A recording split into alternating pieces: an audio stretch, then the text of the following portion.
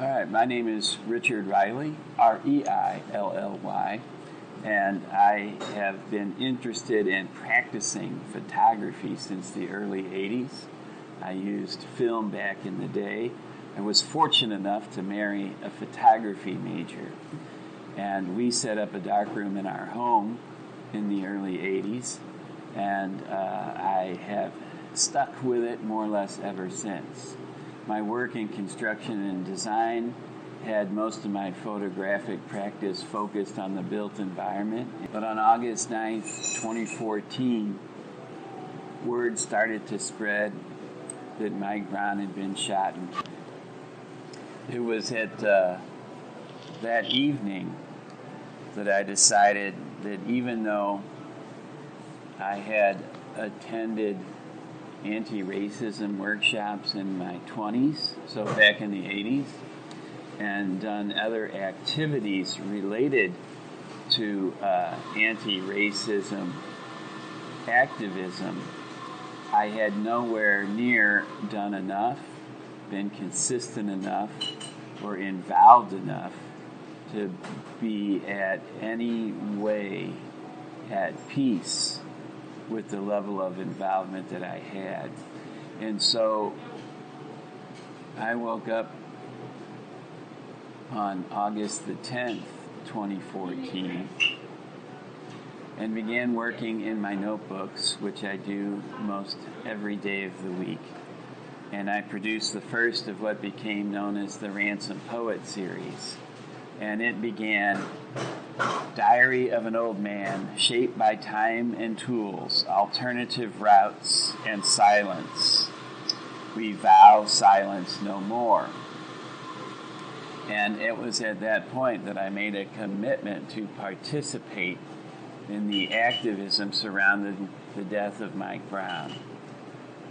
It was not, however, until August the 16th, a week after Mike Brown was killed, that I worked up enough nerve to go up to Ferguson with my cameras and begin taking pictures. I started with documenting the buildings and how they and the graffiti upon them changed on an almost daily basis. And I slowly began to work up the courage to start taking photographs of people, which was something I was heretofore intimidated by and rather afraid of. But again, having made that commitment to participate and as someone who would be documenting this work, it was just one of many instances in which, although I might not be completely comfortable in the situation I was putting myself in, I'd made a commitment to overcome that discomfort, to continue this work, and I've been doing it on a regular basis ever since. Part of it for me has had to do with finding a role that was appropriate for a middle-aged or older white man. I thought relative to the civil rights struggle following Mike Brown's murder, that putting myself behind the camera rather than in front of the camera would be a way to effectively serve the moment and the movement. And in doing this, trying to put the focus on the people in the photographs and not the photographer.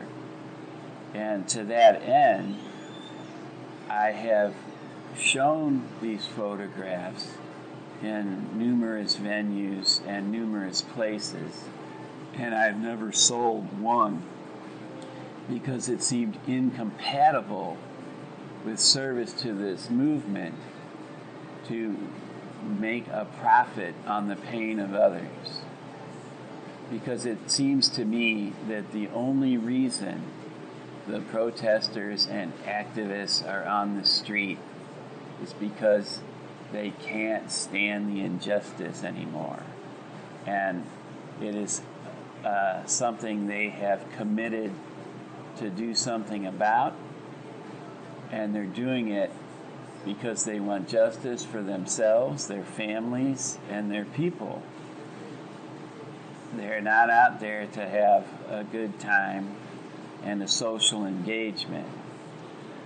So with that in mind, whenever folks have said, we want to use your photo, we want to do this, how much, I've asked them to make a donation to an organization like the Pot Bangers in lieu of providing me any money.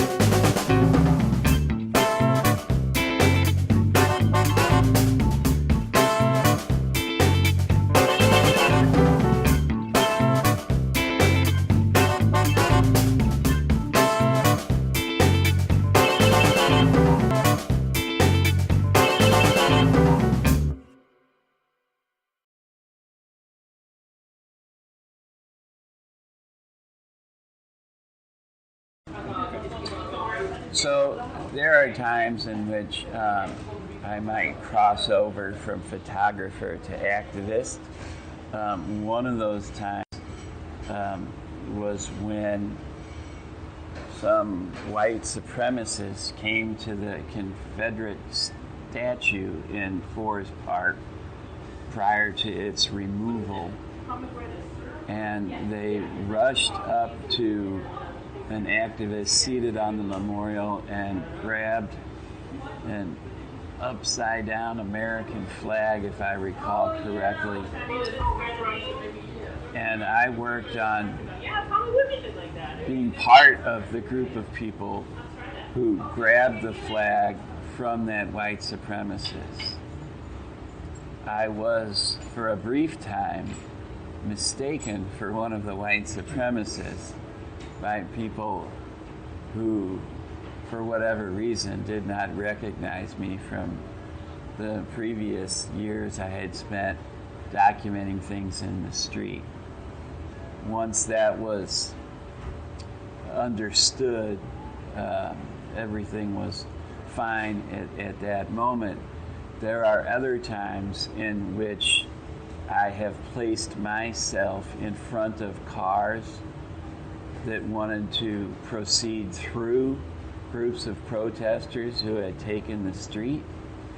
And so in those instances, including a photo that David Carson from the Post took and the Post published during an action at the federal building against the ICE offices there, I'll place myself in front of those vehicles because I look at it as a matter of crowd safety, etc. I'll also take photographs while I'm in the middle of that stuff because those instances need to be documented in the event something of a very serious nature does occur that causes harm to people. And that is simply another function of being a photographer in the movement is the notion that the documentation provides a safety blanket of sorts for the activists,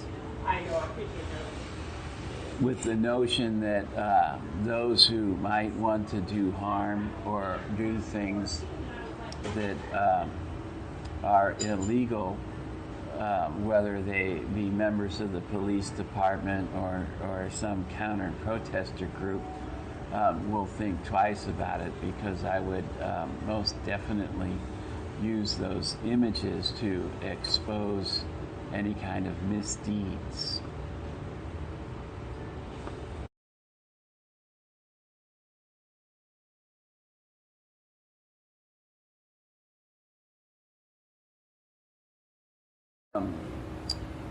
So what was going on at the workhouse was a very intersectional gathering, as it were, of folks that, maybe were LGBTQ plus activists, anarchists, black folks, all kinds of people in the activist community that were rightly concerned about the conditions inside the workhouse during a bad heat spell. It was having an effect on the prisoners, who were mostly victims of this cash bond system, and even perhaps you could say the people employed there, even just not a good situation for people to be in. So in an effort to close the workhouse or at the very least change conditions at the workhouse during that heat wave, a bunch of folks met up to protest on site, at least once, if not several times. And there are 2 security fences around the perimeter of the workhouse. And a bunch of folks managed to lift up the front fence enough for people to crawl under it and occupy the space between the 2 security fences. There were folks talking to inmates that were in the workhouse and who were doing their best to communicate outside the windows, etc. And so it was just a scene in which there was a lot of anger, a lot of energy, and a big attempt to bring attention to an untenable situation, a situation in which, the human condition is not having a chance to come close to thriving, and perhaps even at risk for survival.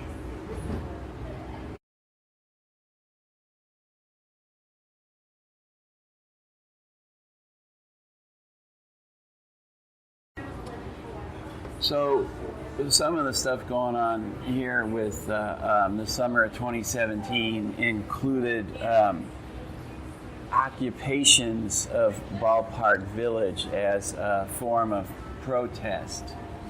And it seemed to me that among the functions of occupying Ballpark Village was one of the classic functions of art, and that is to comfort the disturbed and disturb the comfortable. And in the case of racism in our city, the complacent folks who spend their time in Ballpark Village, which I like to call Chesterfield East, is an interesting way to bring attention to the issue that movements like Expect Us are trying to make sure are put on the table and stay on the table. So there were times in 2017 in which perfectly legal open carry personnel were part of march and movement and occupied the space on the street. Is that Clark Street? Clark Street, right? Yeah, right along the stadium. So that street's open to traffic and public, but it's also by arrangement with the city, something that can be closed to automobile traffic during baseball games and other events, but is not closed to pedestrian traffic. And so there were times in which it was no big deal for an activist event to enter Ballpark Village. And there would be many, many people from the balconies of Ballpark Village and the upper decks of the ballpark shouting down, occasionally throwing a beer down upon protesters.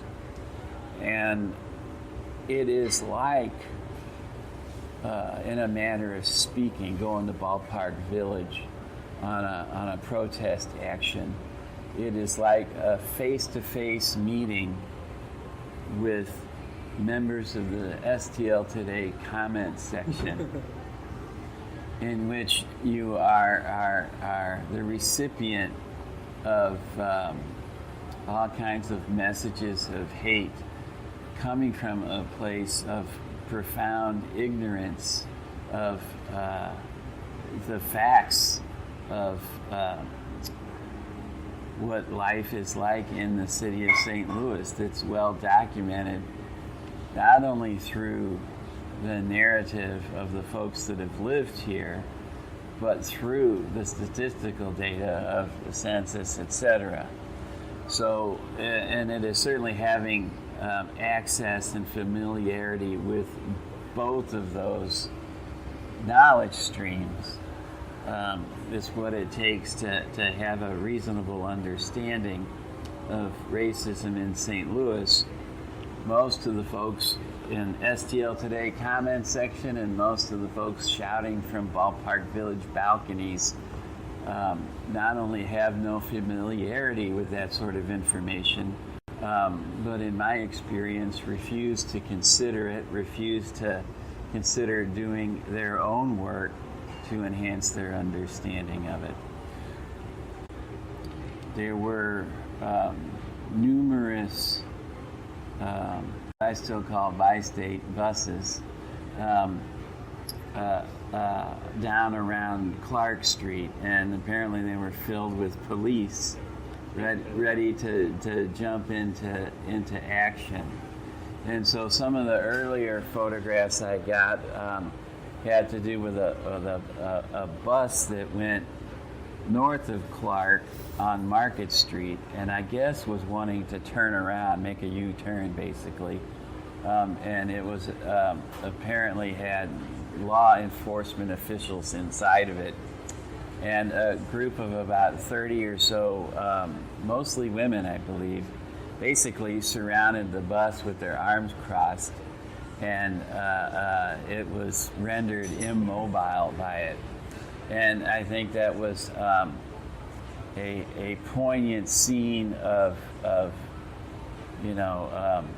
visible truth to power, kind of thing going on, in which you can only sort of imagine these folks know they don't have a leg to stand on, and they're down here doing this stuff anyway, kind of a thing.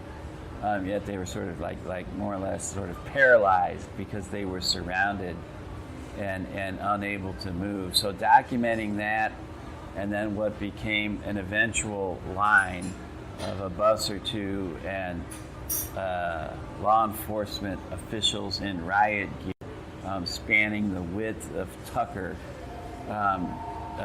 between Clark and Market Street became another opportunity of these opposing forces sort of meeting up. And I was able to get to that line and get what I thought were a couple of decent pictures of the shadows cast by the officers in riot gear, down on the market as they were face to face with protesters who were challenging their authority, their wisdom, the verdict itself, and expressing their anger and frustration with the system in St. Louis. I saw a young woman that I know, a young person that I know, and they were being arrested. I got a photograph or two of that. Other photographs of people I know challenging the police officers directly. Why are you here? Why are you doing this? What the hell's the matter with you? And so it really did seem a confrontation of people following orders and people seeking justice. And there was this, how is that ever going to be? How this stuff works over the course of time is more important, perhaps, than what is happening in that very instant. But the thought that is still that the law enforcement people needed to hear what the messages they were given. They responded to those messages with practices that had everything to do with maintaining the status quo, and very little, and nothing to do with the pursuit of justice. So the night of the verdict, the Stockley verdict, folks gathered in the Central West End, and we marched from Maryland Plaza up Euclid to Forest Park, and then south on Kings Highway. We went up Forest Park to Kings Highway, and south on Kings Highway, south of Interstate 64, or Highway 40, as some of us refer to it, and into down about half a block on sort of one of the side streets in Forest Park Southeast neighborhood. At which point we turned around and marched back down Kings Highway. The police, throughout the Stockley protest, had as a primary goal to prevent any interstate shutdowns. And so this first day of the Stockley verdict, interstate shutdowns were prevented in the day and that night by an extraordinarily large show of force on the entrance ramps to the highway. And so that evening at Kings Highway and 40, there was a large police force and about 1,000 people marching. And that group ended up marching back down Kings Highway to Forest Park, back over to Euclid, and back down to Maryland Plaza, where they occupied the plaza. So by that time, I had been out for 3 or so hours in the daytime, and I'd been out for 3+ hours in the nighttime, and I was pretty much running out of gas, and headed home to process the pictures I had taken. I've pretty much made it a point to upload my photographs the day of any action. So anytime I'm out shooting pictures for 2 or 3 hours, I'm going home and working an hour plus to sort through them and process them and put them up before I call it a day. I like to provide the people in the photographs with the immediacy of that feedback and showing that they've been seen, and provide that to them as soon as possible. So,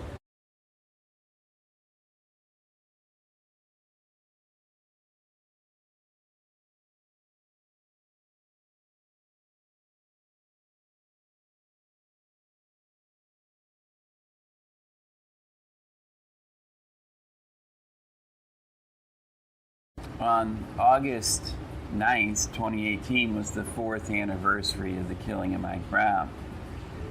And early in the evening of August 8th, there was an event, a meetup to reconstruct the memorial in the center of Canfield Drive. And I attended that and documented with pictures that event. And I went back the next morning to an event which documented his killing and included talks and prayers from various officials, words from Mike Brown Sr. and others, powerful statements from Tori Russell and a handful of other people.